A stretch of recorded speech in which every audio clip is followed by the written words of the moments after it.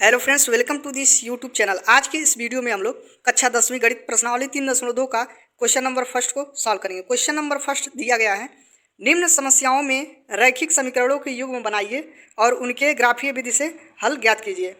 रैखिक समीकरण के युग्म बनाना है और उनको ग्राफीय विधि से हल करना है। इसमें पहला क्वेश्चन में पहला नंबर दिया गया है, कक्षा 10 के 10 विद्यार्थियों ने एक गणित की पहली प्रतियोगिता में भाग लिया।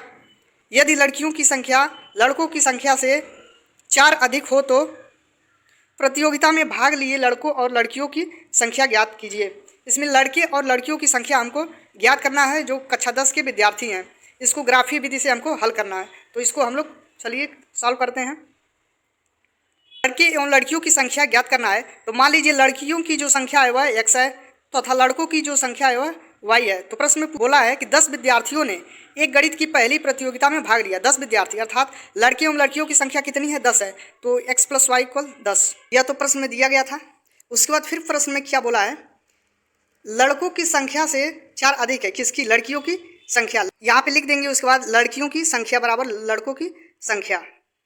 उसके बाद प्रश्न में दिया था, लड़कियों की संख्या लड़कों की संख्या से 4 अधिक है। लड़कियों की जो संख्या है x लड़कों की संख्या से 4 अधिक है, यानी लड़कों की संख्या y है, तो इसमें 4 जोड़ देंगे तो यह हो जाएगा। अब y को लेफ्ट साइड और लाएंगे तो x - y = 4। इसको मानेंगे समीकरण सेकंड। उसके बाद इसको सॉल्व करते हैं आगे।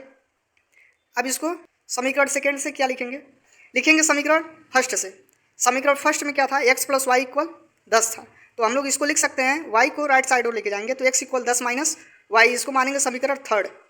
अब इसको ग्राफीय रूप में सॉल्व करने के लिए क्या करेंगे, x या y की वैल्यू को पुट करेंगे। x या y की कुछ भी वैल्यू रख सकते हैं, तो y को हम लोग अगर 4 रखेंगे इसमें समीकरण थर्ड में, तो x की वैल्यू क्या होगी, y के स्थान पे 4 रखी, y के स्थान पे 4 रखें तो x = 10 - 4, x की वैल्यू आ गई 6। फिर उसके बाद y = 5 रखेंगे समीकरण थर्ड में इसमें, तो x = क्या होगा, 10 - y के स्थान पे 5, 10 में से 5 जाएगा 5, x की वैल्यू आ गई 5। पुनः y = हम लोग रखेंगे 6, y = 6 रखने पर किसमें, समीकरण थर्ड में y = 6 रखेंगे तो x की वैल्यू क्या होगी, x = 10 - y, y की वैल्यू है 6, तो 10 में से 6 घटाएंगे 4, x की वैल्यू आ गई 4। समीकरण थर्ड के हल का टेबल, x और y की वैल्यू दिया गया है। समीकरण थर्ड में जो हम लोग रखे थे, y को अगर 4 रखे थे तो x की वैल्यू 6 आया था। फिर y = 5 रखे थे तो x की वैल्यू 5 आया था। उसके बाद y = 6 रखे थे तो x की वैल्यू 4 आया था। इस तरह से यह 3 बिंदु मिल गया है।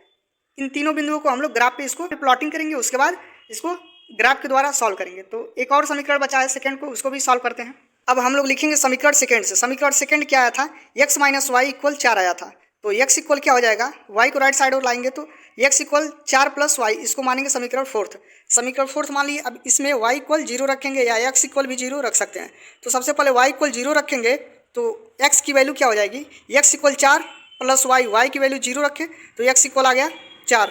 और फिर समीकरण 4 में y = 1 रखेंगे तो x की वैल्यू क्या हो जाएगी, y के स्थान पे 1 रख दिए तो 4 और 1 क्या होगा 5, x की वैल्यू आ गई 5, y की वैल्यू 1 रखें। पुनः y = -1 रखेंगे किसमें, समीकरण फोर्थ में, तो x की वैल्यू क्या होगी, x = 4, y के स्थान पे -1 रख दिए, 4 में से घटाएंगे बचेगा 3, x की वैल्यू आ गई 3।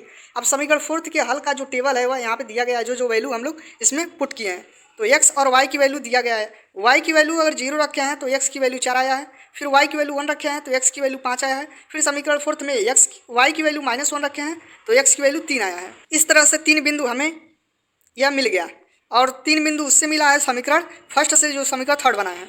अब इसको हम लोग ग्राफ पे इसका प्लॉटिंग करेंगे। तो चलिए ग्राफ पे रिप्रेजेंट करते हैं इसको। क्वेश्चन नंबर फर्स्ट का पहले क्वेश्चन का जो आया है ग्राफ, वह इस प्रकार से हम लोग बनाएंगे। तो चलिए इसको देखते हैं कैसे बनाएंगे। समीकरण थर्ड से जो वैल्यू हम लोग पुट किए हैं उसका टेबल हम लोग बनाए हैं। जो टेबल में दिया था, y की वैल्यू अगर 4 रखे थे तो x की वैल्यू आया था 6, तो y की वैल्यू यहाँ पे रखेंगे।